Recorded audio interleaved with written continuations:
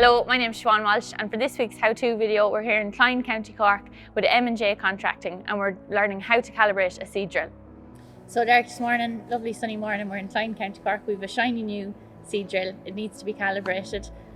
So we're going to sow spring barley today, and we'd obviously calibrate if we were switching from oats to barley, but why else do we calibrate our seed drills? I suppose the most important thing to remember when you're calibrating your seed drill is you want to be efficient with your use of your seed. You know, this particular machine is a Solitaire 9. It's a high-end, highly efficient machine. It's fully isobus control. It's got section control. It can do variable seed rate, etc., etc. So we want to make sure then that we actually give it the right information to work with. So once we calibrate this machine, then we're going to make sure then that obviously we're getting our seed distribution right, that we're getting the right seeds per square meter, that we're actually getting the right weight of seed being used on any given day with any given variety. And obviously that gives us more accuracy, more efficiency to make sure that we get the best establishment of the crop thereafter. You know, there's a lot of different factors that come into play, like we have our seed depth, etc., etc. But calibration is the first part of the whole process.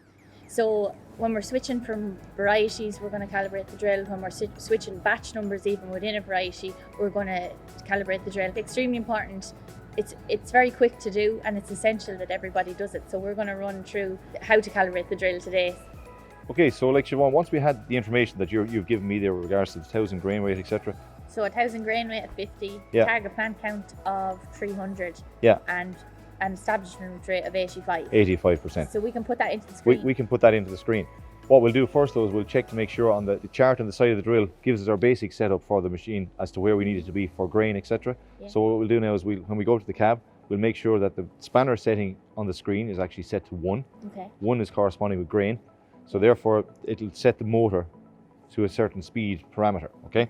So once we have that set up, then the next thing we're going to do then is we're going to put in our 1,000 grain weight information into the calculator. That is going to come back to us with a result.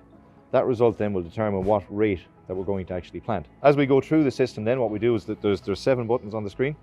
The next button that we want to make sure that we press is number 3, because we want to pre-fill the seed wheels. Okay, so we've entered the tray on the back of the drill. Yeah. The seed is in the hopper. The most important thing now for pre-filling the seed is that we actually get the seed in the hopper to actually behave like it is out in the field. Yeah. Because what most people don't realize is when they're throwing the seed, it's scattered in all different directions. Grains can be lying in all different directions. Yeah. But when you actually start planting, all the grains start to head towards the outlet. So therefore, by pre-filling the seeds, you're getting that to start happening. You're going to be more accurate with your calibration. Okay, we'll pre-fill the seed tray, we'll empty it out, then we go do our actual calibration. Once the seed is moving like it would in the field, it is time to measure the output.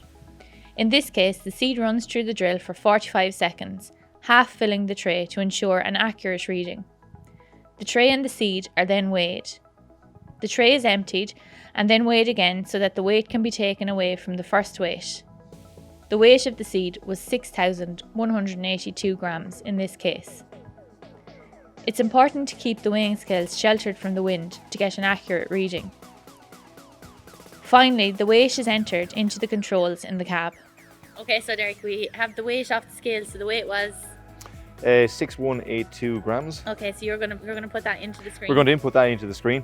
Like I said, we've tidied up the machine. Once we get in and input that figure into the screen, the machine will then automatically adjust itself to the rate that we set. And I think, if I remember correctly, it's about 178 kgs to the hectare or something like that was our final figure. That machine will then adjust itself accordingly with what the input of the weight that we have. Okay, and so once that number is in, ready to go. We're ready to go. So put in your tram lines, work away. Set your tram lines and work away. We're ready to go to the field. That's the next step of this machine. So to summarise on how to calibrate a seed drill, so the first thing you need to do is calculate your seed rate. The second step is preparing your drill. The third step is getting the output of your drill. Fourth step, getting the weight of that output and entered into the tractor, and then you can sow away.